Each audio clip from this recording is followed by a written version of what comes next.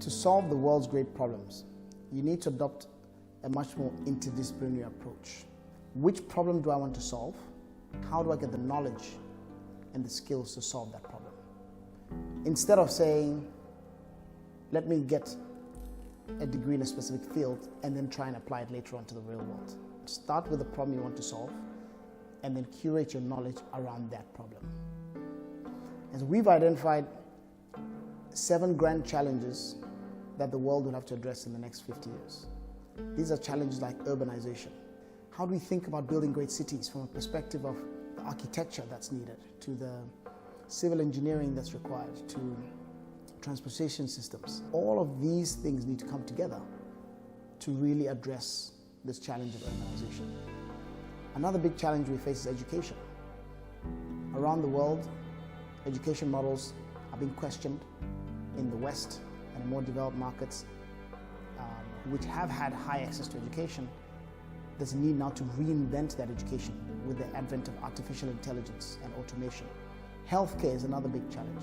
In the US, for example, a huge portion of the GDP is taken up in healthcare, which is not necessarily the most effective. In continents like Africa and Asia, how do we leapfrog and build new healthcare models that leverage the best of technology and healthcare policy? Infrastructure is another big challenge. How do we build roads and railways and ports? For example, Elon Musk's Hyperloop. Is that a great opportunity to leapfrog and build an entire new transportation system that is much more efficient and effective? And what happens when you have driverless cars? What are the implications of that for infrastructure? Youth unemployment is another grand challenge that the world faces. Across the world, more and more young people are coming out and they can't get jobs anymore.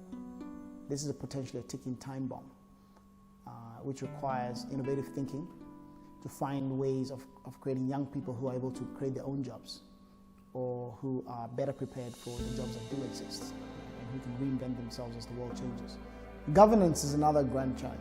We need to think about how do we improve governance systems around the world that create more just and equitable societies, and that prevent discrimination against minorities, and that really enable every human being to be able to live up to their full potential.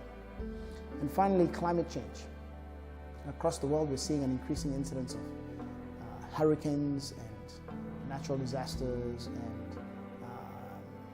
global warming and rising sea levels and environmental degradation. There's so much that is being caused because of climate change. And this is going to require collaboration of an unprecedented level across the world to really address this issue and to understand the politics and the science and the technology that needs to come together to really address climate change.